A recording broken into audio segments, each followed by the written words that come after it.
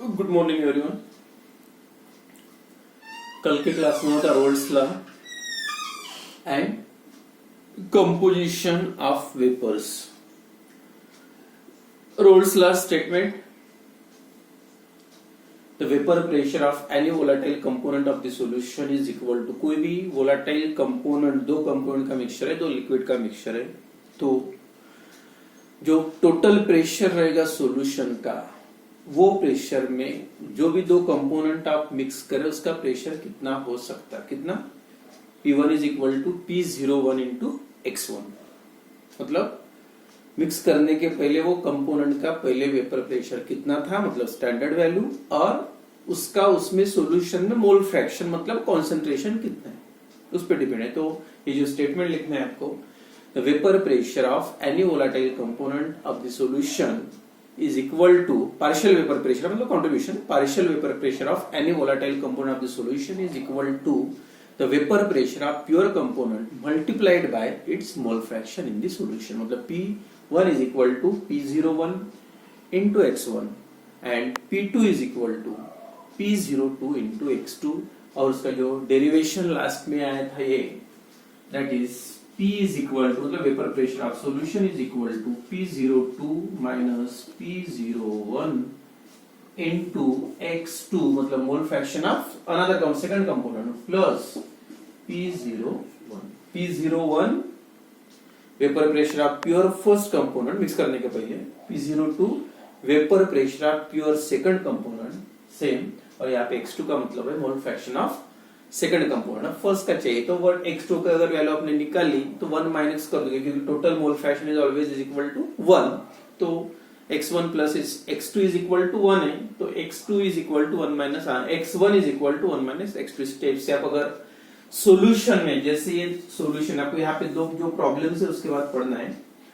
अब लिक्विड में दो मिक्सचर से सॉल्यूशन है, सॉल्यूशन में हर कंपोनेंट का कंसंट्रेशन क्या रहेगा, कंपोजिशन क्या रहेगा, मतलब मोल फ्रैक्शन X1 और X2, और सेकंड कैलकुलेट करना होता है ये जो वेपर्स होते हैं सॉल्यूशन के ऊपर, उसमें कंट्रीब्यूशन क्या रहेगा, उसमें हर दोनों कंपोनेंट का कितने वेपर्स है, तो उसका जो कंपोजिशन ऑफ वेपर जो लास्ट टाइम मतलब कल के जो क्लास में लास्ट हुआ था, तो इसके लिए जो फार्मूला बताया था, that is P1 is equal to first component का उसमें कंपोजिशन Y1 इंटू P, ये सॉल्यूशन का टोटल वेपर प्रेशर P मतलब, और सेकंड कंपोनेंट का निकालना है तो Y2 is equal to P, मतलब टोटल वेपर प्रेशर इनटू वो वेपर्स में उसका कंट्रीब्यूशन, मतलब मोल फ्रैक्शन बोल सकते हैं, वेपर्स का mole fraction X1 Y1 and Y2 first component and second. तो इसी के बेसिस पे एक प्रॉब्लम है, मतलब composition of vapours and composition of liquid, मतलब लिक्विड में कंपोजिशन क्या कर निकालना है,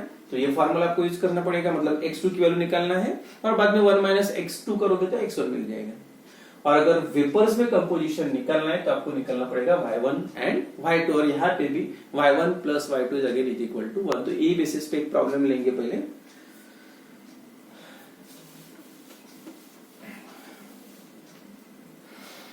the vapour pressure of pure liquid A and B, the vapour pressure of pure liquid A and B, दो लिक्विड है A and B, the vapor pressures of pure liquid A and B are 450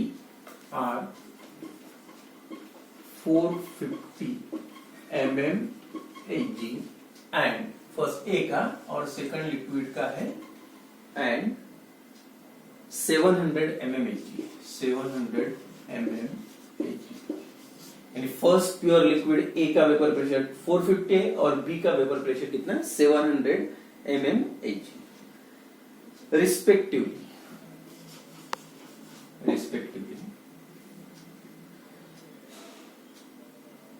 eight 350 kelvin, जरूरत नहीं इसकी temperature की, 350 kelvin, ठीक है। Then find the composition of liquid and vapours, find the composition of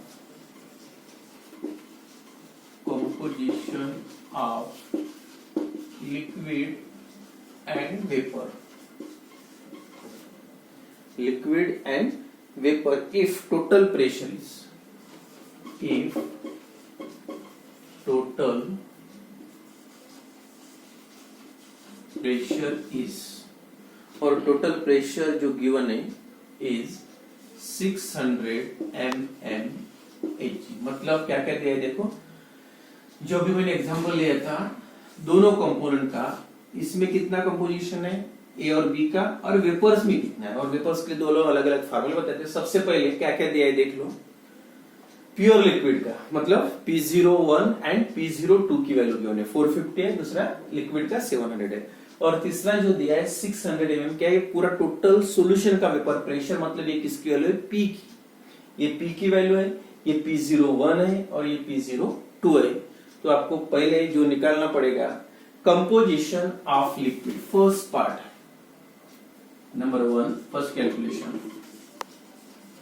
composition of liquid मतलब solution में, मतलब x1 और x2 की वैल्यू निकालना है। तो x1 और x2 निकालना है तो कौन सा लॉ यूज करना है, अकॉर्डिंग टू रोल्स लॉ। क्या आएगा फार्मूला, P is equal to vapour pressure of solution is equal to P02 minus P01, अभी जो फार्मूला लिखा था मैंने, इंटू x2 प्लस P01। सीधा सीधा है, P की वैल्यू गिवन है, P01 दिया है, P02 दिए और x2 मिल जाएगा। तो एक एक लिखते हैं, P इज इक्वल टू कितना दिया है, P is equal to 600 mm, भी लिख सकते हैं mmHg।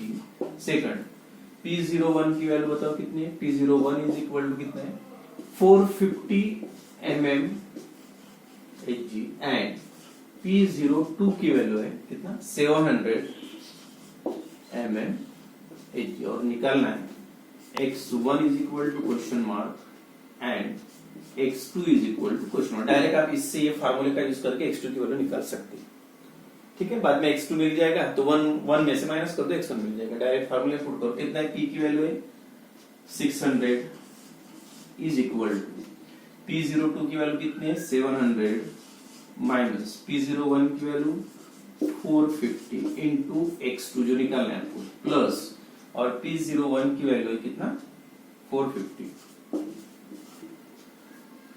600 is equal to 700 minus कितना, 250, 450 कितना हो जाएगा, 250, और इंटू x2 प्लस 450 हो गया। अब x2 की वैल्यू निकालना है, 450 को इस साइड में लेके जाओ, मतलब 250 x2 is equal to 600 minus 450, कितना हो जाएगा, 600 माइनस 450 दैट इज 150। तो ये आ गया 150, 250 into x2 is equal, and therefore x2 is equal to हो जाएगा, x2 is equal to 150 divide by 250, x2 is equal to 150 divided by 250, कितना था देखो, 1 डायरेक्ट एक जीरो के अंदर 25 डिवाइड बाय 150, एक डेसिमल पॉइंट कम कर दो बाद में, मतलब इसका ये हो गया 15 डिवाइडेड बाय 25, मतलब एक जीरो बढ़ा दो और बाद में कम कर दो, 150 डिवाइड बाय 25 कितना हो जाएगा, 150 डिवाइडेड बाय 25 मतलब 104, और 150 मतलब 2, 6, इसका आंसर आएगा 6 आएगा। अगर आप एक जीरो लेके कैलकुलेशन करोगे तो 6 मतलब एक डेसिमल पॉइंट कम करना पड़ेगा, तो इसका आंसर आता है 0.6, that is the value of x2। तो x2 की वैल्यू कितनी होगी, 0.6। और आपको कंपोजिशन मतलब दोनों का निकालना है, फर्स्ट मतलब सेकंड लिक्विड का कंपोजिशन मतलब B का मिल गया, अब A का मतलब x1 की वैल्यू, और x1 और x2 एक ही फॉर्मूला है, second x1 plus x2 is equal to always 1, and therefore x1 is equal to 1 minus x2, और 1 minus x2 मतलब 1 minus 0.6, आंसर आता है 0.4।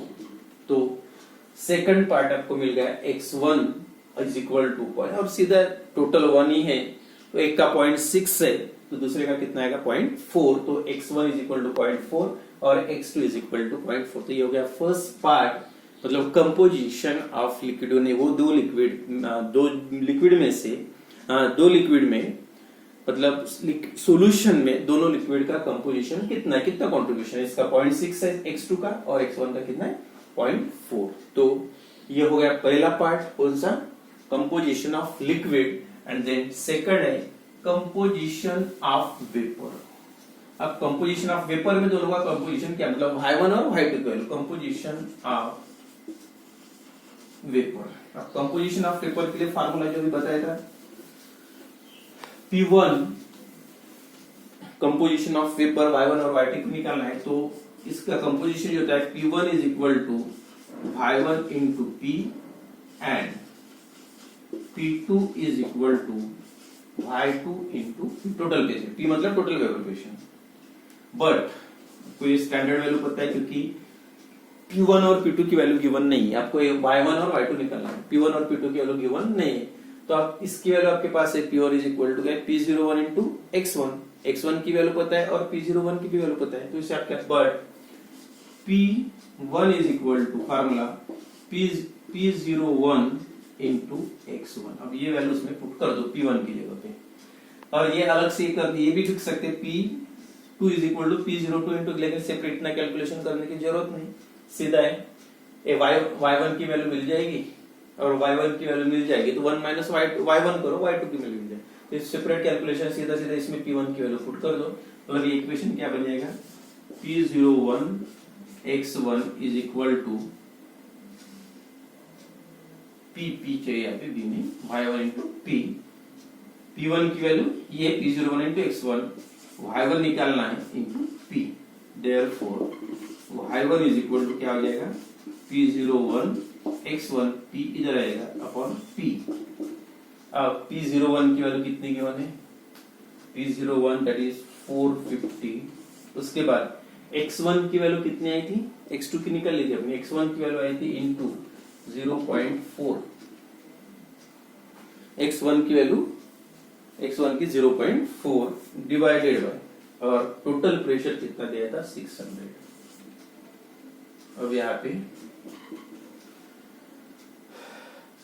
0.4 है x0 ये कम हो जाएगा तो ये पूरा 4 बन जाएगा। अगर ये x0 कम करोगे और ये बढ़ा दो मतलब ये इंटू 10 है इसको 10 से मल्टीप्लाई करोगे तो 4 हो जाएगा, ये निकल जाएगा।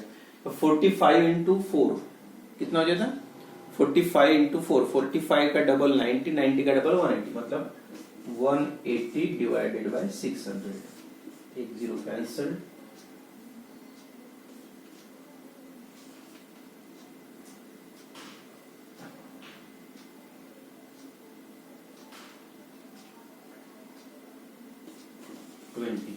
मतलब 6 by 20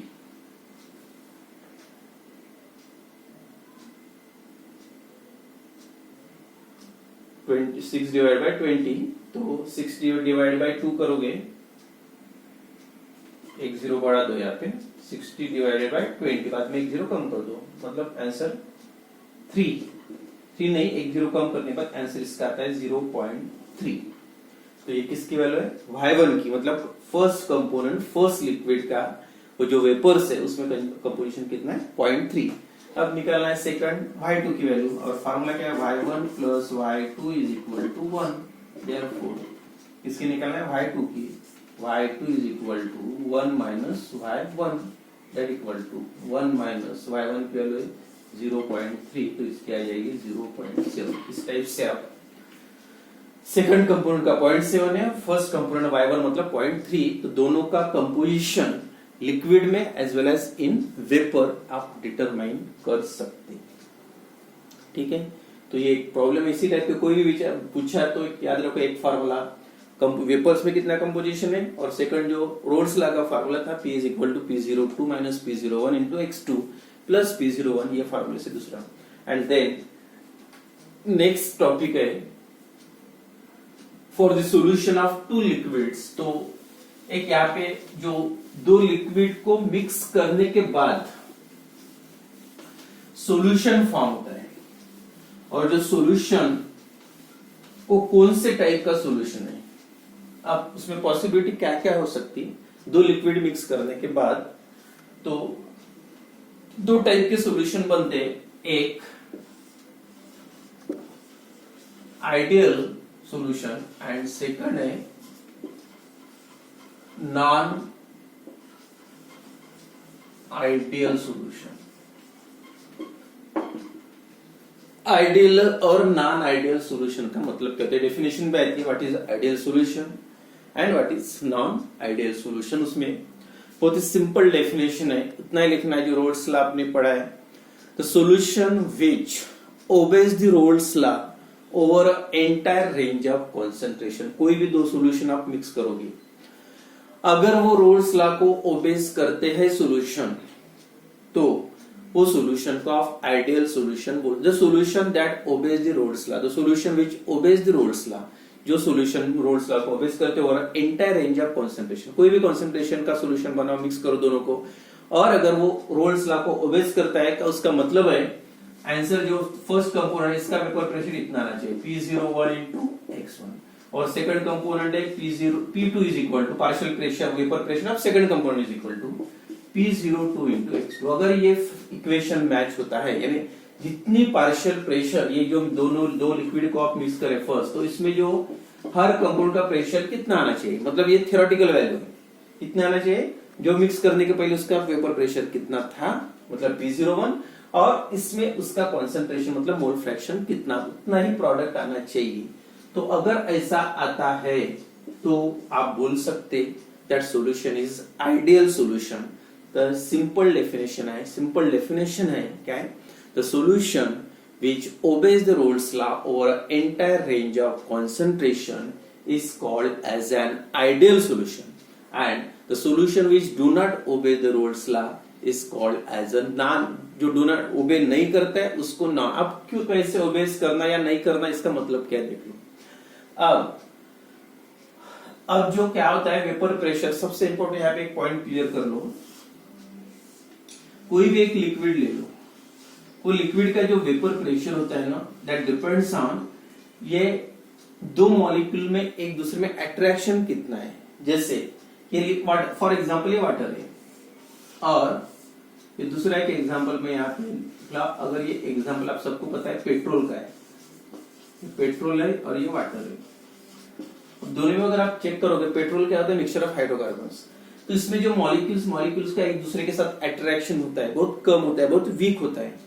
और वाटर में जो अट्रैक्शन होता है मॉलिक्यूल का बहुत ज्यादा स्ट्रांग होता है, और स्ट्रांग रहा तो ये इजीली वेपर्स में कन्वर्ट नहीं होगी, ज्यादा हीट लग करना पड़ेगा। तो जितना अट्रैक्शन स्ट्रांग है उतना वेपर प्रेशर कम रहेगा। अगर अट्रैक्शन वीक है, लूजली बॉन्डेड है, तो इजीली इसका कन्वर्शन, जैसे आप बोलते हैं पेट्रोल वोलेटाइल है, it can evaporate even at a room temperature. Room temperature भी उसका इवेपोरेशन हो सकता, और इवेपोरेशन ही होने का मतलब ये जो अट्रैक्शन होता है बहुत ही वीक है, जितना वीक रहेगा उतना उसका वेपर प्रेशर ज्यादा रहेगा। तो vapour pressure of any liquid that depends on intermolecular forces of attraction, मतलब मॉलिक्यूल का अट्रैक्शन, जितना ज्यादा रहेगा अट्रैक्शन उतना वेपर प्रेशर कम रहेगा, और जितना अट्रैक्शन कम रहेगा मतलब वीक रहेगा उतना उसका वेपर प्रेशर ज्यादा है। तो total this vapour pressure of solution depends on intermolecular forces of attraction, मतलब मॉलिक्यूल का अट्रैक्शन कितना है।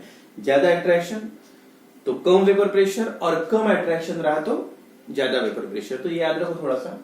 अब जब आप दो लिक्विड मिक्स करोगे, अब मिक्स करने के बाद क्या होता, अगर वो दो लिक्विड में कुछ इंटरेक्शन हो जाता है, जैसे अल्कोहल और वाटर को आप मिक्स कर रहे हो,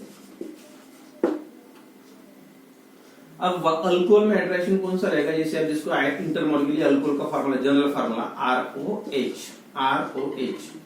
ये दूसरा अल्कोहल मॉलिक्यूल ROH, तो उसमें क्या होता है, हाइड्रोजन बॉन्डिंग की वजह से, निगेटिव ऑक्सीजन पे होता है, हाइड्रोजन पे बॉन्डिंग, ये अट्रैक्शन होता है मिक्स करने के पहले। ये भी अल्कोहल है, ये भी। और दूसरा वाटर में ऐसा अट्रैक्शन HOH, ये अट्रैक्शन होता है। अब ये वाटर का अट्रैक्शन, अब ये दोनों अट्रैक्शन ठीक है, मिक्स करने के पहले कितना वेपर प्रेशर रहेगा। अब आपको पता है अल्कोहल ज्यादा वोलेटाइल होता है, तो इसका मतलब ऑब्वियसली अल्कोहल में जो ये दो, एक मॉलिक्यूल अल्कोहल का, दूसरा ये, तो इसमें अट्रैक्शन थोड़ा वीक है, इसलिए अल्कोहल का वेपर प्रेशर ज्यादा, अल्कोहल जैसे बोलते हैं उड़ जाता है, जैसे सैनिटाइजर में अल्कोहल होता है, वो स्प्रे करने के बाद जल्दी ड्राई हो जाता है। जल्दी ड्राई होना मतलब हाईली वो वोलाटाइल, लेकिन वाटर का स्प्रे मारो जल्दी वो गीला रहता है, निकलता नहीं, मतलब इसका वेपर प्रेशर जल्दी वो इजीली वेपोराइज नहीं होता है, क्योंकि ये मॉलिक्यूल का अट्रैक्शन ज्यादा होता है। अब क्या होगा, इसका पहला अट्रैक्शन कितना है, जो भी रहेगा उसके बेसिस पे P0 की वैल्यू होती है, vapour pressure of pure component. वैसे वाटर की कोई प्योर कंपोनेंट मिक्स करने के लिए, लेकिन जब आप मिक्स करते हैं, जैसे एक मॉलिक्यूल किसका हो गया, अल्कोहल का, और ये मॉलिक्यूल किसका है, HOH वाटर का। अब मिक्स करने के बाद ये दूसरा अट्रैक्शन फॉर्म हो जाता है, एक वाटर का मॉलिक्यूल, एक अल्कोहल का। अगर ये अट्रैक्शन पहले से थोड़ा ज्यादा हो जाता है तो ये इफेक्ट किस पे होगा, जो सॉल्यूशन बना उसके वेपर प्रेशर पे। तो क्योंकि अट्रैक्शन बढ़ गया मिक्स करने के बाद, लेकिन आप कैलकुलेशन कौन से बेसिस पे कर रहे हैं, जो ओरिजिनल है, ओरिजिनल वेपर प्रेशर मिक्स करने के पहले का है, यही समझ के चल रहे हैं। यानी मिक्सिंग के बाद भी वो अट्रैक्शन में चेंजेस नहीं आना चाहिए। लेकिन कुछ लिक्विड का क्या होता है, वो अट्रैक्शन कुछ लिक्विड मिक्स करने के पहले का ज्यादा होता है, बाद में कम होता है, या कुछ लिक्विड पहले ज्यादा होता है बाद में कम होता है, या पहले कम होता है बाद में ज्यादा आता है। तो उसके वजह से ये जो पार्शियल वेपर प्रेशर आना चाहिए उतना नहीं आता, कम ज्यादा हो सकता। तो अगर एग्जैक्टली उतना ही आता है मिक्स करने के पहले और मिक्स करने के बाद, तब जो P1 is equal to P01x1 आएगा, P2 is equal to P02x2 आएगा। अगर ऐसा नहीं होता है तो ऐसा मैक्सिमम जो सॉल्यूशंस होते हैं दो लिक्विड मिक्स करने के बाद, नो सॉल्यूशन इज इंपॉर्टेंट, एक पॉइंट है नोट करना आपको, no solution is ideal, perfectly ideal solution कोई होता ही नहीं है। ये मतलब इमेजिनेशन है, हो सकता है अगर हो रहे, कब होता है, जब पहले का अट्रैक्शन मिक्स करने के पहले का और बाद का अट्रैक्शन अगर सेम रहता है, तब सॉल्यूशन को सिर्फ ideal, only some solution behaves as a ideal solution, no solution is perfectly, कोई भी सॉल्यूशन परफेक्टली आइडियल होता ही नहीं है। कुछ सॉल्यूशन थोड़े बिहेव करते हैं, जैसे benzene, similar type of compound, benzene और टोलिन, तो ये जो दोनों का मिक्सचर है स्लाइटली, मतलब बहुत कम, पूरा 100% नहीं, स्लाइटली बिहेव करता है आइडियल सॉल्यूशन। तो ये फॉलो करने वाले सॉल्यूशन को बोलना है आइडियल सॉल्यूशन। बाद में डेफिनेशन में तो आपको इतना ही लिखना है, ये बाकी इतना मैकेनिज्म वगैरह कुछ भी नहीं, बस इतना लिखना है। The solution which obeys the Raoult's law over entire range of concentration is called as an ideal solution, and solution which do not obeys the Raoult's law over entire range of concentration is called as a non ideal. जो obeys करता है वो ideal, और जो नहीं obeys करता है वो नॉन आइडियल। तो उसके बाद दोनों सॉल्यूशन की प्रॉपर्टीज है वो नेक्स्ट पीरियड।